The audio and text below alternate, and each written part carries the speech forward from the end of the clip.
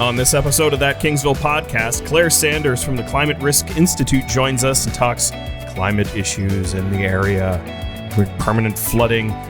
We need to build an ark. No, not quite that far, but climate change and what impacts they have in like a mini ark. A mini. You could basically just call it a 30-foot Sea Ray and float around. Large wooden rowboat. If you can find the trees. Yeah, they're all getting torn down.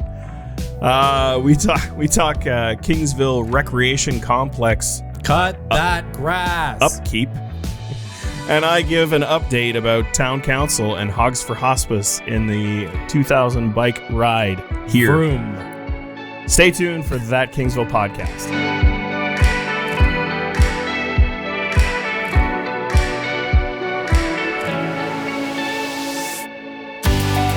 We'd like to thank our sponsors, Kingsville Brewery, for supporting That Kingsville Podcast. Their beer garden opens Friday, May 20th. Hooray. Guys, it's warm. We're going to go sit in the sun. It's going to be really hot on Friday. I know. So they want to remind you, it's the day we've all been waiting for. This Friday, the beer garden officially opens for the season. Come enjoy your favorite Kingsville brews on the best patio in town. They'll be open at 11 a.m. to sunset. And starting next week, spring hours, Thursday to Sunday, 11 to sunset. Also reminding you their hat trick giveaway is still going. Second round of the NHL playoffs is underway. And until the end of May, anyone who stocks up and purchases 3 cases of beer, May 2022, if anyone listens to this in the future. Why would anyone go back and listen to this? Anyway. This is the worst. Re-listenable. Anyone who stocks up and purchases 3 cases of beer from Kingsville Brewery will receive a free hat with their order. The offer is valid on all cases bought through their online brew shop and at the tap house. Also, Tank 2 IPA sale is still ongoing. The Tank 1 lager officially sold out. Don't worry, still have a limited amount of Tank 2 IPA left for the hopheads, and cases are on sale for just $55 when the code TANK, T-A-N-K, is applied at checkout.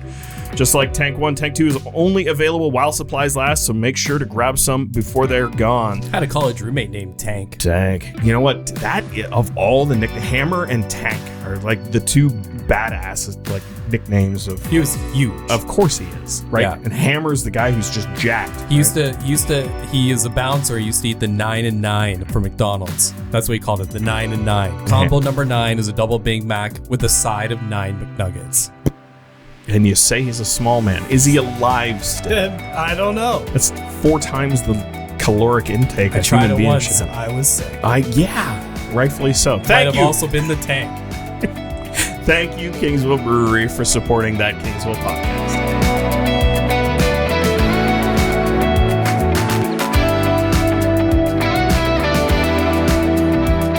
Welcome to That Kingsville Podcast. I'm your host, Dave Hunt. With me, Kevin Black and Steve Ianson. We're back again, folks. It's a Blue Jay between 2 Tigers fans. Yep. Somebody picked the right pony, Steve. Tigers. Wasn't me. Yeah, I know. We had high hopes for both the teams this year, but unfortunately, it's a long season. Yeah. They lost today, but hey. Yeah, well, they were on a 4-game win streak. Yeah. Oh. That's all right. I watched the Maple Leafs on Saturday. Oh, see, you said it. I didn't. What's typical, isn't it? Did lightning strike? Get in. I'll take them all. I'm just trying to get to the point. Yeah. Oh. Yeah. Thanks. It's tough. It's tough. Yeah, I got it. I don't like it. It's tough, right? Again, being Lions fan, I know what it's like. You get to the dance, you just don't win. Never. We don't even get to the dance. I'd almost rather. Well, but they're close. Yeah. Like I'm going to compare this to, and you know me, I am not a Leafs fan, but I'm going to compare this to the Red Wings when, those first few years they tore up the league, and then all they had to do was a little bit of fine tuning, and eventually they got there. And the core is so young, particularly Marner, Matthews, even Riley. I don't know, I've lost track of a lot of the age of these guys, but he came in the league young, so he's still fairly young, right? Too. And you can't. I mean, there's no shame there's frustration, but there's no shame in losing the first round series to the 2-time defending Stanley Cup champions. Exactly. I think the hard part for a lot of Leafs fans to be able to reconcile, though, is that there's not one thing that you could just say, oh, well, that's what needs to be fixed, because there's not just one thing. They just aren't good enough. No, I beg to differ. I would say, and there's all this debate about the playoff format right now, but I would say that if they played anybody else, maybe they win. Maybe not Boston, and that's. I think they would have taken Boston. Anyway, that's debatable, but it wasn't like goaltending let them down. From what I didn't watch any of it, but from what I understand, I know there was some contentious calls or lack of calls in Game 6. Yeah, I really hate blaming stuff on refs, and they had one game that was probably winnable. Like Game 3 was one Game 2 was one where they came out slow and they probably should have ended up with that one. But I don't know. It's really disheartening. It's disheartening just because at least in past years it could be like, wow, they just need a goalie, or they just need to upgrade their defense. But like, what now? They need a better like third line left winger. Like many injuries across the league on their opponents' teams. Yeah, that would really help. It's offset some the star talent. goaltending. No, and again, I think it's just simply a matter of switching around a couple of movable parts. Yeah, because they are that close. But the other side of it is how competitive the East was this year. We knew going into the playoffs. It was right that Florida were given a rough go. Yeah. By Washington, but managed to pull out in 6. Boston took Carolina to 7. Pittsburgh and the Rangers went to overtime in Game 7. Like every series was basically what you thought it was going to be. Yeah, we still got Canadian content too in the playoffs. Got Battle of Alberta, exactly, yes, which is the first time since 1991. Exactly. See, from my limited hockey knowledge, I knew that this was a thing. It's a thing, it's the Calgary Flambeys and the Edmonton Oil Rigs. Yeah, the Oil Rigs. The Oil Rigs going against each other. Oh! We've got our first caller of today. Caller, you're on the air. Now welcoming to That Kingsville Podcast, we've got Claire Sanders from the Climate Risk Institute. Thanks for joining us tonight, Claire. Thank you so much for having me. I know all of our listeners are very excited. Spring is sprung and we're in full effect, and we felt it was poignant to talk about some of the environmental issues and situations that are coming up. So sure, and obviously, Claire, we'll get into climate, the kind of climate impacts that we're about to start seeing. But as the rain is falling today while we're recording, we're going to start seeing some localized flooding. Why is it happening now? What are some of the key things that are happening that is starting to cause some of the issues that people that live down by Cedar Beach or any of those near Lake Erie shoreline areas are starting to witness and will soon be dealing with? Sure. So, I think we've been dealing with climate change impacts for, a long time now. I think it's become really apparent, obviously, in the last few years. We've seen lake levels rising, which is not uncommon. We see the lake levels go up and down over a season, but also over decades. But with climate change, we know that there's sort of this upward trend of lake levels, and that impacts shorelines, that impacts, flooding of homes, and it impacts erosion of the shoreline as well. But we're also seeing the atmosphere now holds more water, and we're also seeing these really heavy extreme rainfalls as well. And so it's not just shorelines that are being impacted. It's also, huge rain events that we're seeing. And the Kingsville may not have yet seen some of these major rain events. We have seen a few, I think, but not some of the ways that maybe Essex and the City of Windsor has seen. But it doesn't mean we're not immune. It's basically a matter of time before we also see some of these major rainfall events. And it's all climate related. And beyond that, we'll see things like a lot of hot weather days in the future, which, on a day like today, we're down with some hot weather, but we're talking many, many days above 30 in the near future. Well, and that's the key thing, right? Because nowadays it seems like there's not just a nice rainfall. It's torrential rain for like 2 hours. Sump pump running exactly all hours of the night. Yeah, people running home to check on their sump pumps, and people who have flooded, like the anxiety and the emotional toll that it takes on people is crazy, and it's disruptive as well. People leaving work to go check and make sure their sump pumps are running. Which politician in the election is running against the rain? Because that would be a good platform. So what you want to know is who will stop the rain. Yeah, it was exactly. Which one's promising to? I'm sorry. Go on. No, it's true. But I think as homeowners, there are things that municipalities can do to help homeowners protect themselves, and there are things like subsidizing backwater valves and things like that to protect your home. So, we can joke about it, but for sure there are platform issues to think about as well in an election. It's interesting that you mentioned municipalities because I think back to a couple of years ago and I read this report related to Houston, Texas, and the flooding there. And they said one of the main reasons that Houston floods like it does now, regardless of climate change, is simply the fact that there's so much more urbanization. There's concrete paths. There's asphalt roads everywhere. Sorry. And I'm wondering, Lakeside Park. Yeah, no, but not again. Don't throw me off of that. Anyway, I'm wondering though, and I don't know if you can speak to this directly, but does that have an impact too when it comes to the floodplain? Simply, we've got all these urban developments all over Kingsville now, and the runoff has got less place to go. Is that a factor?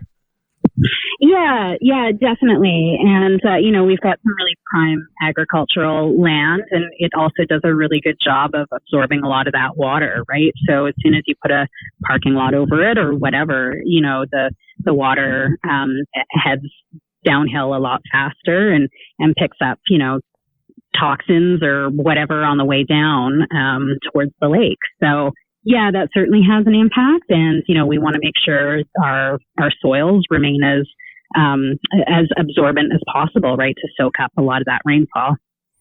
So is it all doom and gloom? Is your day just filled with just how often a day do you cry? She was happy till we called. Yeah, the scorched trials are coming. Everything's going to be fried. You know what? One of the parts of my job is I get to talk to people all across Canada who are experiencing climate impacts. And from, sea level rise in the Maritimes and British Columbia and, the crazy flooding and heat events that they've had in BC, we're all over Canada, we're experiencing, well, the world, right? But I really have this insight into some of the things happening in Canada. And it's scary, but, there's also some incredible work happening and people are learning to adapt to it. And that's just our future. We have to learn to adapt to this.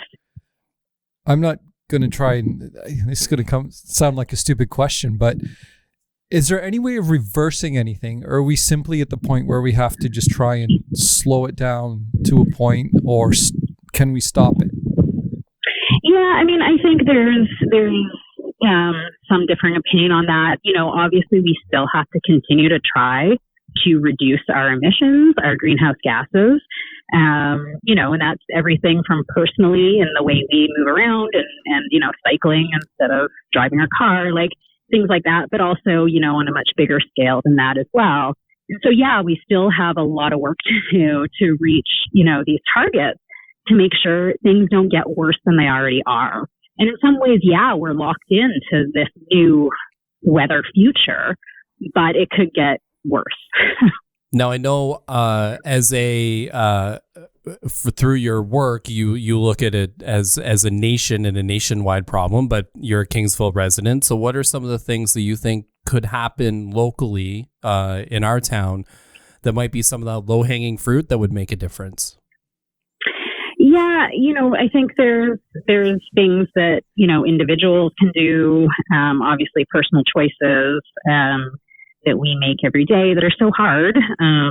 But, we all obviously have a responsibility. There are things that municipalities can do and to help us make those changes. Things like providing transit or, whatever they are, or helping us to prepare for the impacts of climate change. And by preparing for impacts, I mean, like us preparing for flooding and things like that. Because again, it's sort of only a matter of time before it happens, if it hasn't already.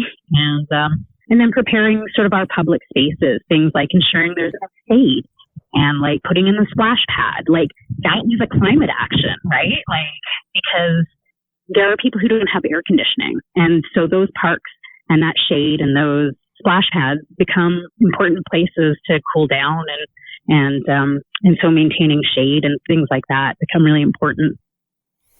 So, and now with your former role, and I forget your exact title, but with the Pelee Island Bird Observatory, was it executive director?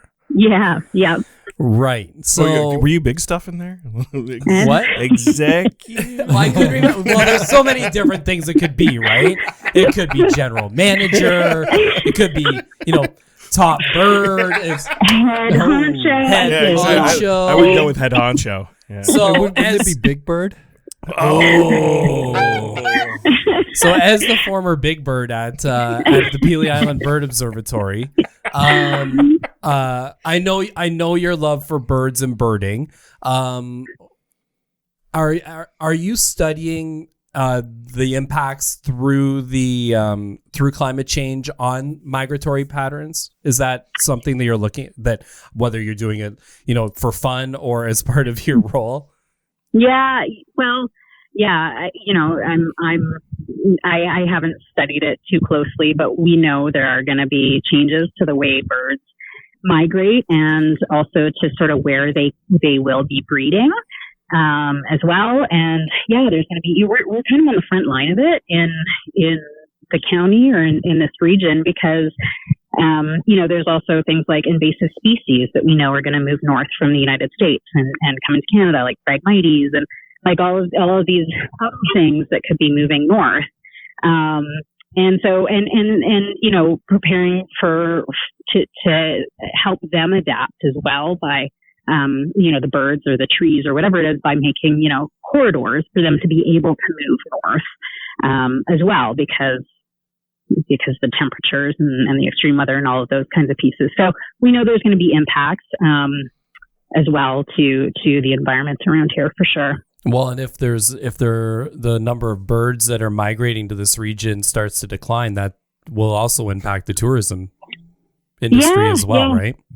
Yeah, for sure. This is a pretty peak time for birding. I know people haven't been able to come down to this region for a couple of years now with COVID, and it's really nice to see people back here and enjoying the birds. And this is May 20th, peak birding time down here. Have you heard any reports of anything that's been kind of cool or different that people have spotted yet?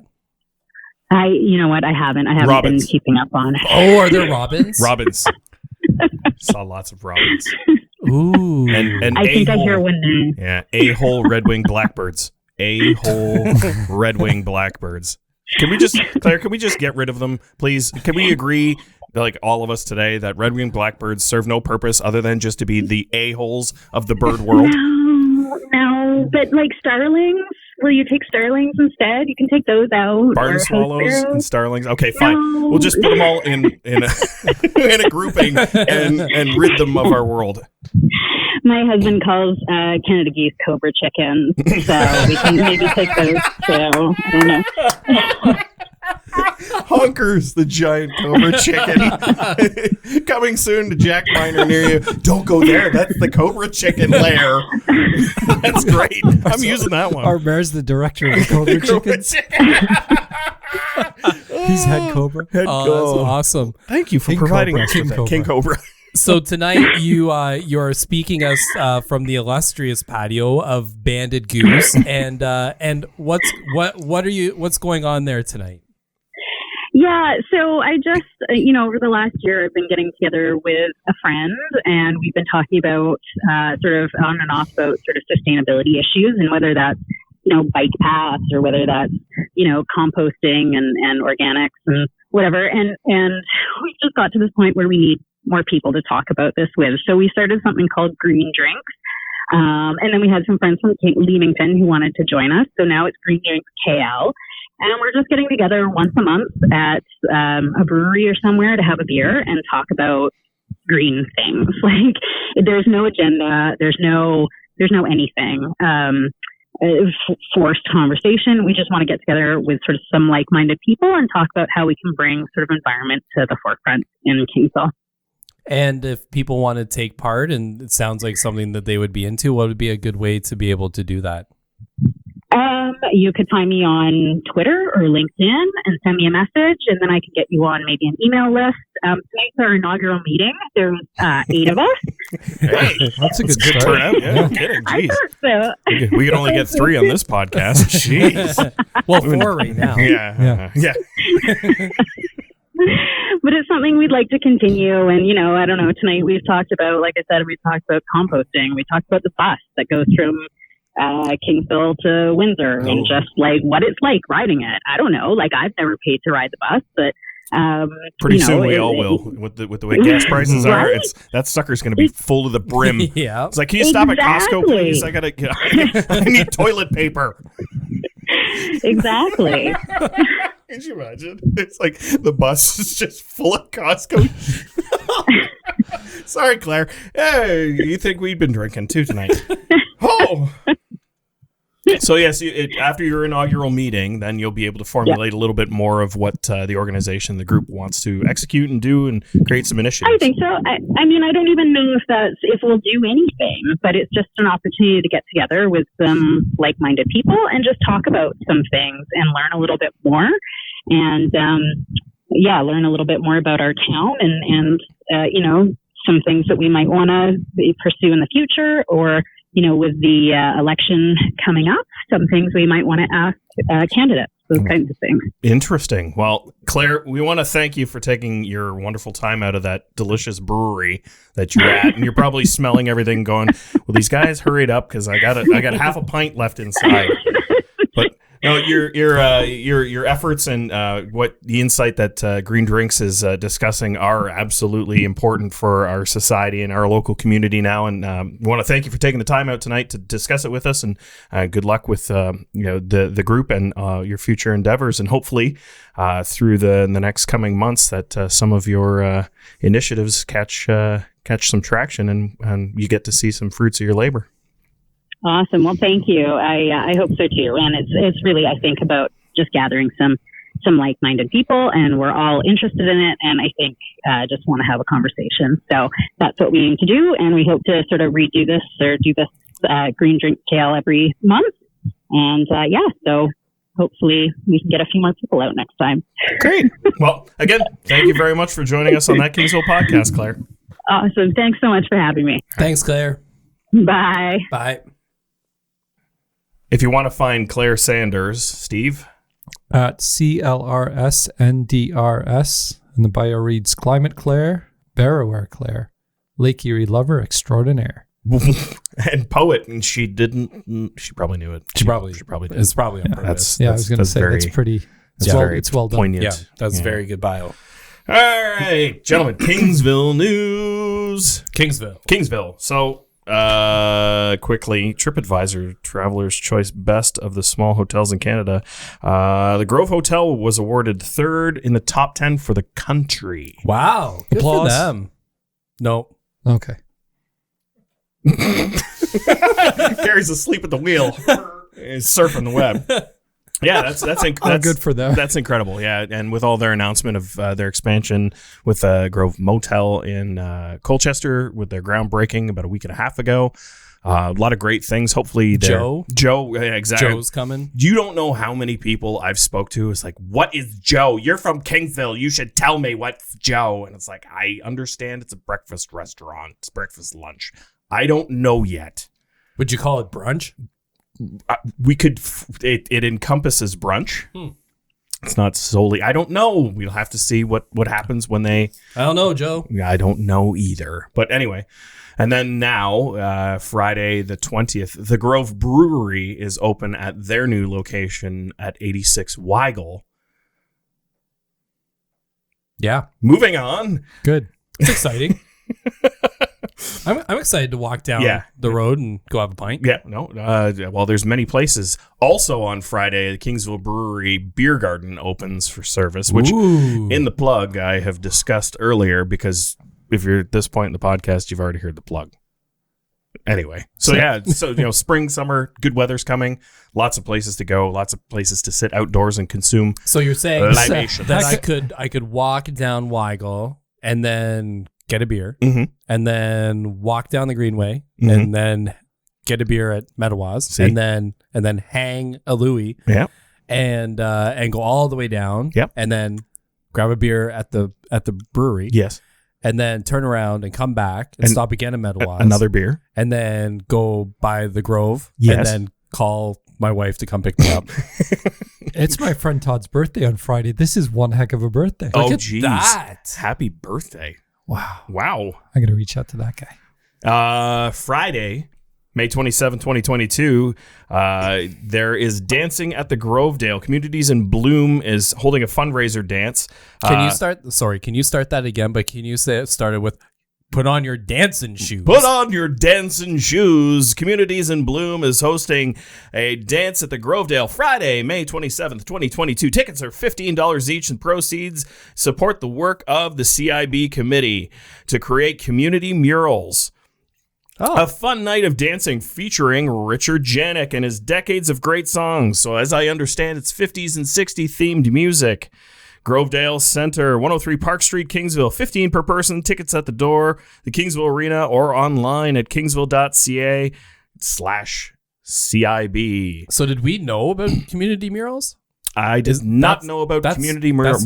That's new information that's hiding in that poster. That is. So I wonder where they're going to look at putting the murals. Walls, I think. Interesting. On municipal buildings, I would assume. Municipal buildings? It is communities in Bloom. I don't know. Maybe not. We'll have to look into that. Yeah. Right. I wonder what municipal buildings. Well, when the murals are going up. We got the Carnegie. Well, they're fundraising, so they need the monies to be able to do the things for the. I wonder what their goal is. Like, how much would it cost? Okay, next podcast we'll get someone on from CIB to answer all your questions. Tell me more. I have some mural questions. Tell me more about your paintings on walls. Where are they? What are they of? How much do they cost? It's interesting, okay? Anyway, we were asked... I think it's cool. We were asked to make sure that the community, all 9 of our listeners... We have 9 now. 9 of our listeners knew about this. So, again, fun things. Segue. Our listeners could almost have a soccer team. Is that where you want to go? We're going to get there after. Okay, let me do my... I thought that was his segue. Oh, okay. You want to do soccer? Fine. Soccer fields. No, it doesn't matter. No, it was such as soccer. It's baseball too. Either or. Soccer and baseball fields apparently in Kingsville in a horrible state of disrepair. No. Let's horrible. I'm not gonna go off on like a big rant here, but because this is not just me. So I'm heading to. I dropped my daughter off at baseball practice, and I'm going to ref soccer last night. So I'm driving along Road 2, and the soccer field closest that runs right along Road 2 is just a sea of seeding dandelions. Pull onto the parking lot, and I go and I meet some of the people from the board. I get myself to ref, and they were obviously disappointed too to see what was there. One person pointed out they were watching the baseball game just adjacent to where the soccer bin is, and he said the ball's it stops. It hits the grass and it just stops. Now, I was reffing, and the ball actually disappeared at one point. Well, I'm exaggerating slightly. However, I lost sight of half Was the ball. it green? No. No, the ball was white, but the dandelions were tall. Oh, So, okay, so let's kind of preface this. It's beyond just the fact that the fields were in these conditions. I mean, minor baseball and minor soccer pay fees to the town. They're user groups. They pay fees for the usage of the fields. Had it rained on Monday, I don't think anyone would have thought anything about it. Or had it rained on Tuesday, they would have been like, oh, well, at least we get to play tonight. The fields are dried out enough. Monday, it didn't rain. Tuesday was beautiful. And over 600 kids playing soccer. Plus, I don't know how many playing baseball. Between there was a girls' game going on. There was a men's league game. There was another diamond in use. So let's say 700-800 people using the facilities that night. And this is what they show up to. Now, I'm not ranting here or saying anything. I don't want to put the blame on anyone. All I'm saying is it's a poor look. It's a bad look. It's not best foot forward. Look. Exactly. So I did actually reach out to 3 members of council, and I 2 responded, and they were obviously firing up their lawnmowers and getting out there, were they? No, but they were disappointed too. And I'm not on Facebook. Someone had mentioned that there were a lot of comments saying the same thing, and somebody mentioned allergies. I thankfully I'm not impacted by allergies, but I can only imagine for some of them, like when you've got all those dandelions going to seed. So I just said, like, I've had two beautiful days. Why is it in this condition when they know, like, minor soccer uses it 3 nights a week. You've got Tuesdays and Thursdays, which is their big nights, and then the little ones play Wednesday nights. I know the soccer fields were open tonight. Baseball diamonds were closed. I don't know if your kids were out there. Or do they play Timbits? Soccer fields weren't open tonight. Yes, they were. They were. Baseball diamonds were closed in the rain as the post happened. Yeah, there was a post from the town of Kingsville earlier today that said the baseball diamonds were closed, but soccer fields were open. Oh, contrary to popular belief. And it rained all day today. So if they didn't get on there to cut them today, tomorrow, let's hope, because again, Thursday's another busy night. Long weekend. So we'll see. Yeah. There's going to be people listening to this podcast. Like one of the 9 are thinking right now that dandelions are good because they're one of the main flowers that bees need to survive. Yes, but these are not dandelions anymore. These have gone to seed. Right, but then... okay, so take away the dandelions and let's talk about the fact that the grass itself was really long. Like, yeah, right? So the kids are out here and they're kicking a ball or they're hitting a ball, and the game, and I get it, it's minor sports, but the game is being impacted because the facilities are, it would be like playing 2 games of hockey and then going out for the 3rd game and there's no flood. Yeah. Right? You're going to slow the pace of the game down. You're not going to get the enjoyment you would normally get out of it. We talked about this a little bit, and also I don't disagree, but my daughter was playing baseball last night and my son was playing soccer, and I didn't notice it at all. And you sent a picture of the fields, and I was in the picture. Right? No, I would argue, because your kids are a lot younger than Steve's and mine, right? The level of sports that Steve's kids, and if my kids were athletic, would be playing at this age level is more competitive, right? Where the conditions of the field and the diamond would matter. Right. Yeah. So I was actually, I was joking around with one parent prior to the game I was refereeing, and he said kids are actually tripping. They're just kind of losing their balance because the grass is long and it's kind of tripping them up a bit. But I was officiating a U18 game, and there are spots in the field that either the grass, it's like my lawn. I'll admit it, like some parts grow, you got to cut them every 3 days, and other parts you could leave for 2 weeks. But that's kind of how it is with the soccer fields in parts. So there's sort of the center of the field where you're going to have more traffic, not too bad. But as you gravitate more towards the corners of the field, like I said, and that's where the ball went at one point, and I don't know, it doesn't matter where I am in distance wise, but half the ball literally disappeared from my sight because the grass was long. And again, you've got people slowing down. So I think... You think maybe it's just because it's early in the season, maybe the municipal staff is just a little out of practice? No, and see, I'm not going to put this on staff because one of the responses I got from one of the council members was that the grass cutting contract is up in 2023. So I don't know if the municipality is even cutting the grass at the arena fields. Oh, good. I think they are. I think they are. And I thought that they had reduced that budget a year or so ago. And so that's just it. So I'm not looking to necessarily put blame on people. I'm just sort of, I guess I'm venting, and I'm sort of speaking for all the people who did see it last night and are frustrated, and the user groups that are paying money to the town. Would you say you're representing the local community with an issue? No, because if I'm sitting here, there's people like, well, he's not speaking for me. He's a whatever. No. Yes. I'm speaking for me, but I'm relaying similar concerns. And did the counselors you speak with seem any up in arms at all? Did they seem like they were concerned? They were concerned, and one actually indicated that they'd received a similar call from somebody in Ruthven regarding the grass at a park, I believe. They were receptive, because sometimes you kind of think, oh well, my initial thought, and I'll be honest, was who's going to give me the best excuse, right? And I'm not trying to knock them, but sometimes they maybe don't want to address something, but. Yes, somewhere in Ruthven, there was a similar complaint regarding the grass. Betcha caught him, got all their grass cut. Betcha caught him, got him. Larry was out there just measuring. You joke, so there is... He's the ambassador for the entire town. I give that man credit, okay? It's just an easy target. Can I tell you, there was one day I was covering, and this is so long ago, it was a Jeff Watson announcement in the town of Essex. It was across the road. I want to say it was a hall. I forget what it was specific that he was announcing. But anyway, it was across the road from the No Frills. So there's the No Frills, then there's the parking lot, and then there's a road, and then it was at a building across the street from there. And it was in the fall, and I come out after it's done, and I look over, and there's someone there like cleaning up the leaves on the side of the road. And had a broom and a rake, and we're going away. Oh, that's good. The town is doing that. And I look over, and it wasn't a town worker. It was Ron McDermott, the mayor, cleaning, was out cleaning the leaves up on the side of the road. Cleaning He's the like, streets. well, the town employees don't have time to do it, so I'm out taking care of it. I got to get a hobby, Ron.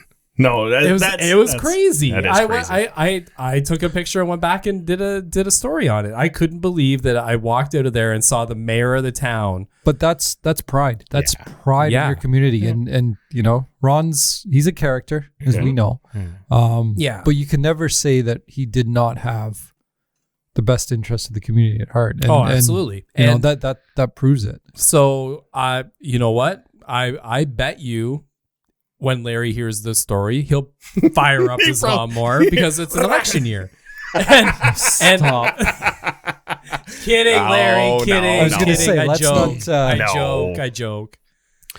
Well, lots of fun and excitement. We'll see with their response with the rest of the season, right? Let's see if the upkeep and the tending to the fields catches up. And again, if it rains Monday or Tuesday, I'm not sitting here kind of Speaking of the Ruthven grass, did you see the 15 people this morning cutting the grass on the boulevard in Ruthven? I did not. So there are County of Essex workers, because that's actually technically that section of Union is a county road. Yeah. So the county owns that grass boulevard. There had to be 15 people. There were 3 lawnmowers, what do you call those? The ones that drive with the handles? Zero turn. There was 3 zero-turn lawnmowers, 4 people running weed eaters, and then the requisite 5 people leaning on a truck, right, watching it happen. And it was done in 8 minutes. It's done in maybe done. Yeah. It's a complaint about what's happening in Ruthven. We're sending everyone. I'm sure all those residents too in front of that boulevard are like, yeah, that's too long. County of Essex, get over here. Oh. I would say if whoever was complaining, their complaint was heard. Yeah. They sent it out in full force. Yeah. Slight update on open streets. So we were debating slightly about the permit a permissibility about alcohol. Oh, right. Yeah, we're trying to figure that out. So we're still figuring it out. I spoke to a couple of individuals that said there are certain liquor license permits that are applicable towards municipalities that would allow certain things like that to happen. I don't know necessarily the specifics. So it would allow other licensed operations within the zone retail theirs in that space as well. So anyhow, it's still up for debate. It's still another council topic. I don't want to touch any more on it until more comes out of council. Just, I wanted to make the point that there are certain liquor license that a municipality can apply for that can facilitate that without them having to be the retailer of all the alcohol consumed.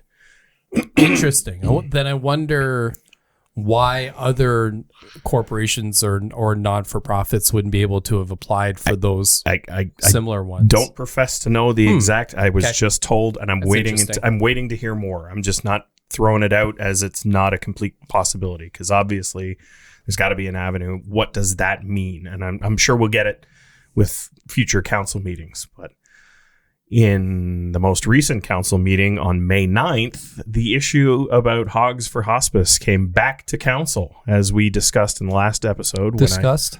Was that ranted. Okay. I ranted.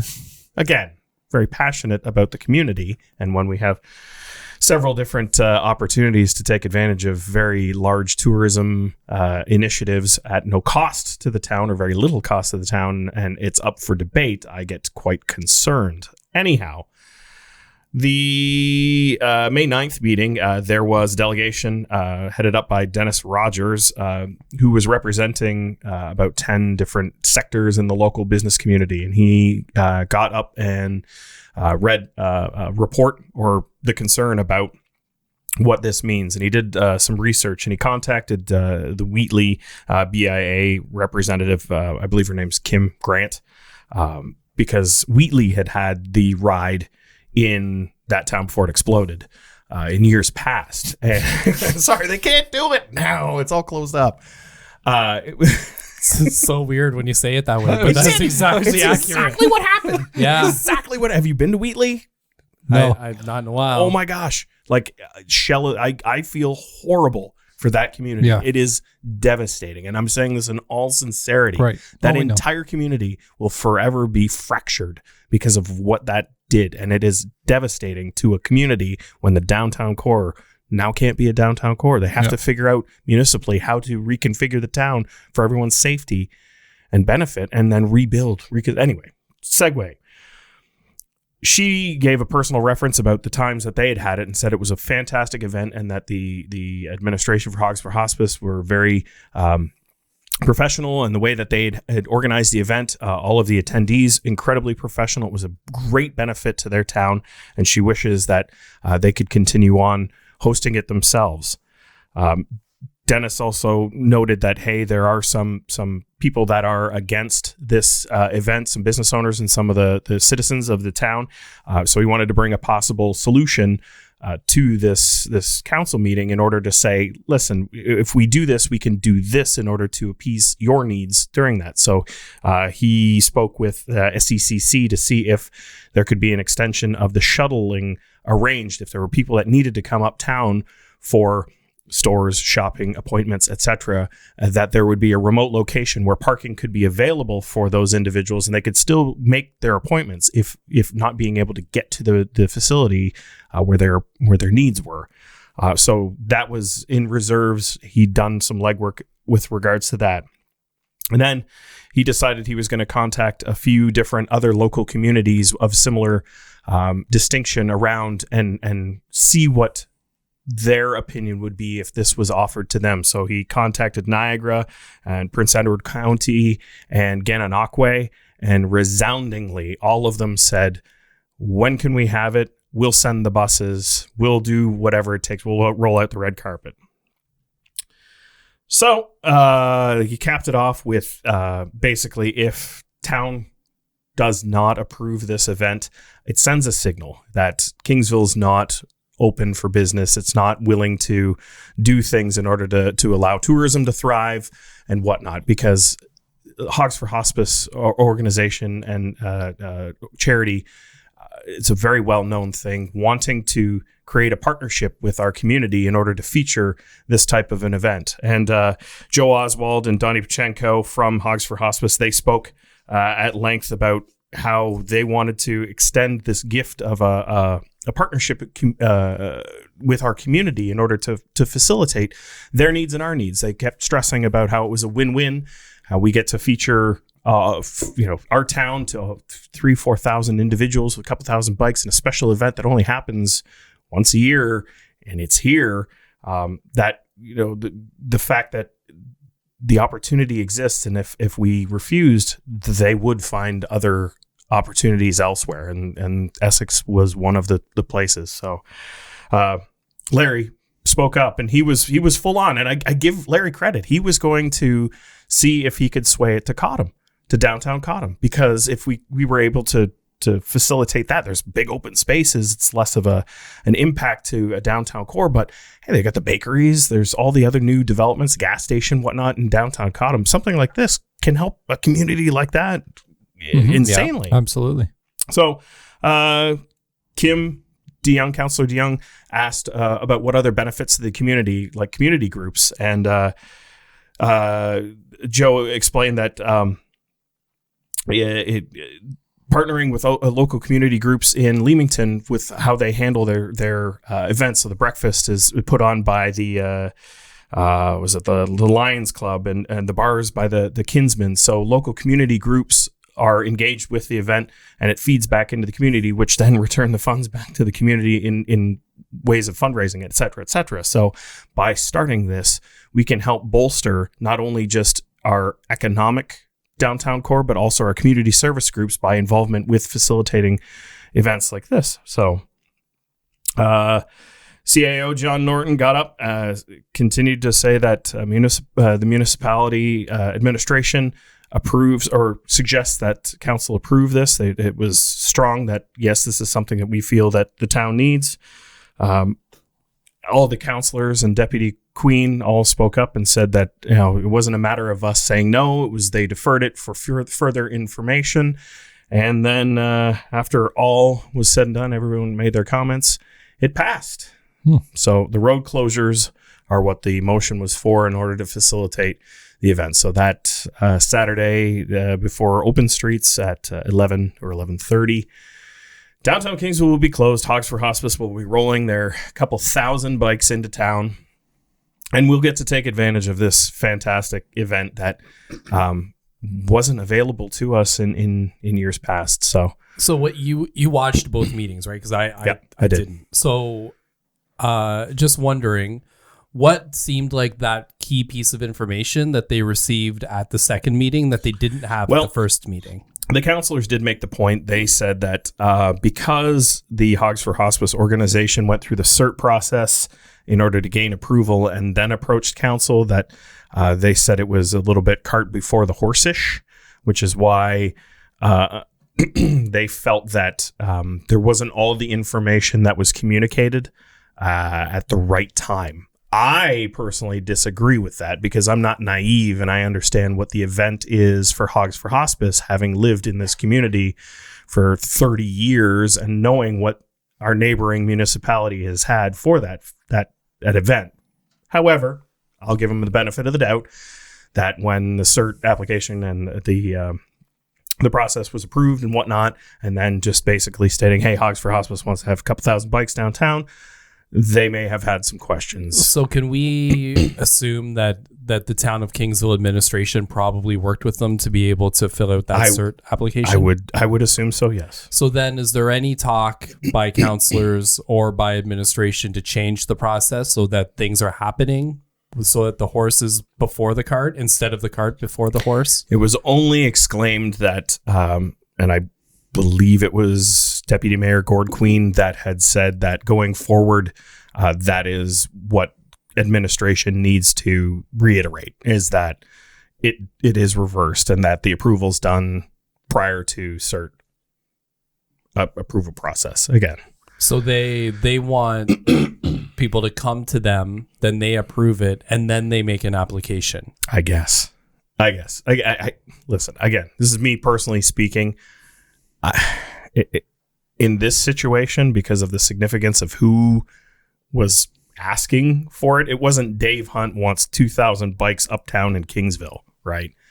It was a bigger organization. So, Well, just on this, can we just, maybe some of the listeners, maybe 3 of the 9 don't quite know what CERT is. I don't either. So, well, CERT is But- basically the process of, you have a representative of police, fire, ambulance, and certain municipal employees. Yeah.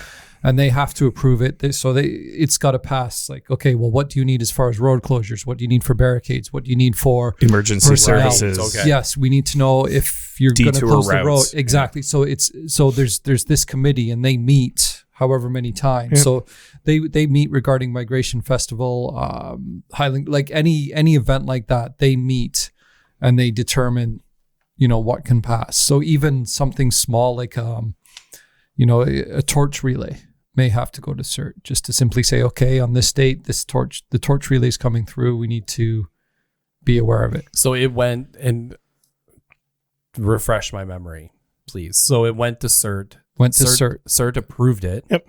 And then sent it to council. Well, okay, so CERT cannot approve the event. Right. Right. They can approve. CERT will say, okay, this event meets all of our criteria. We know exactly where the detours are going to be and everything like that.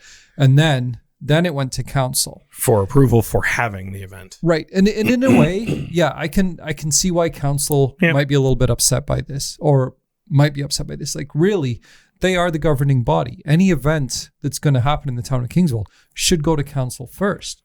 Then it should be a rule that CERT can't receive applications unless it's been endorsed by council, and then you would get past this issue. I would agree. Right. And I think that was probably to Deputy Mayor Queen's point then, that yes, and I'm not going to say administration maybe oopsed on this one, because I don't know. But I mean, it really should. Like, okay, bring your proposal to us, and we'll say, yeah, this sounds great. And then it goes to CERT. So and then we can, I assume we can assume then that all of the business owners that council had heard from that were against this idea have changed their mind. There was no mention. Oh, okay. And I would hazard to guess that there's probably some that are maybe still disappointed that it's going ahead. Possibly. But to each their own. I should clarify too, is that CERT doesn't actually have, CERT makes a recommendation as to whether it goes forward. They do not approve it. It used to come to Parks and Rec for approval. They had the ultimate say as to whether or not the event met the criteria, went ahead, like the report came to them. So I'm assuming maybe it goes to committee of the whole, maybe it goes to council, I'm not sure. But ultimately that report, so here's the interesting part. That was the original I think meeting, that was the original meeting, yeah. because that went to the committee of the whole. Yeah. Right. So the CERT report came to committee of the whole, and they would have seen it then. Mm-hmm. And that would have ruffled feathers. Dun, dun, dun. Okay. Anyhow. So they're coming. They're coming. Couple thousand Right. motorcycles. It's good because, as we discussed, it was touch and go. It was, and it was incredibly.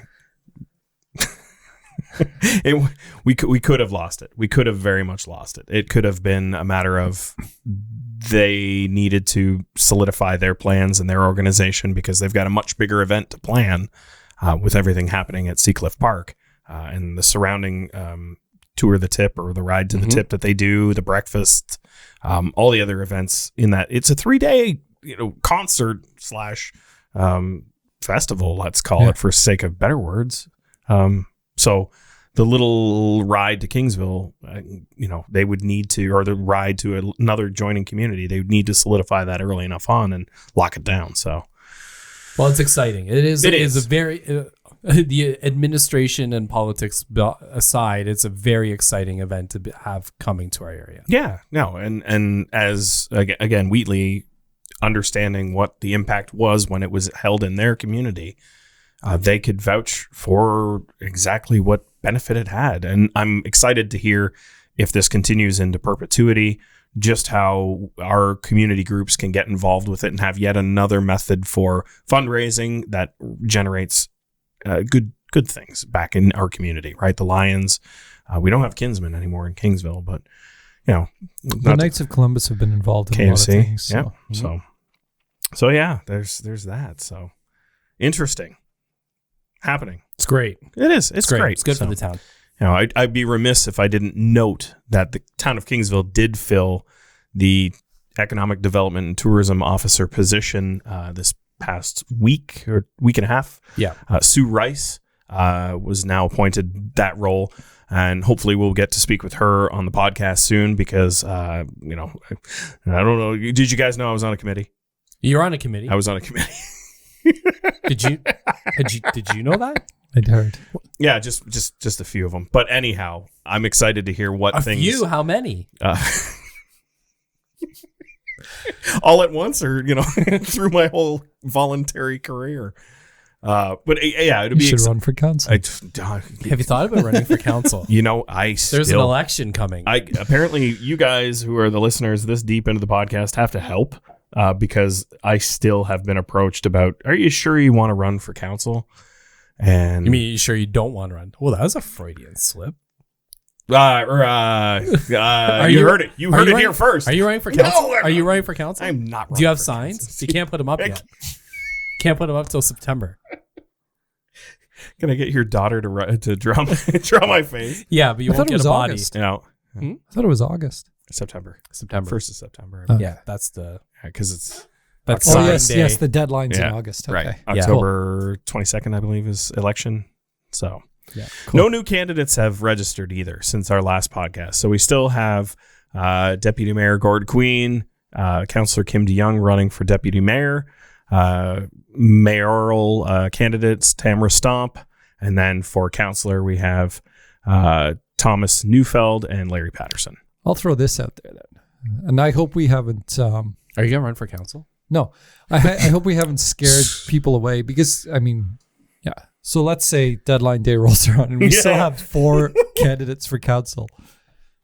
Would you throw your name in for acclamation? No, Not a chance. not See? a And chance. that Not a highlights chance. exactly. We are Not a chance. no way. No, not even if it was. Wait, acclamation? So what you're saying is I don't need to do anything. Like do you're in. nothing? Oh No, God, definitely not. That I think that council, if that's how it was appointed, would receive the worst lashing of any because it's Well, we have one race, but yeah. Well, so far, right? Yeah. There hasn't been any school board trustees yet, so we'll see what happens there. If I trust you will see some names coming. honk honk Oh no. honk honk. Well, thanks again for joining us on That Kingsville Podcast. Want to remind you, please like and subscribe us on YouTube. It helps with the algorithm. Again, I'm working towards getting a Bentley and not having to work ever again. So please, tell all your friends and whatnot. And if you need any sound and video production, Quantum Sound Production, Gary Glass, thank you for producing That Kingsville Podcast. We'll see you all next time.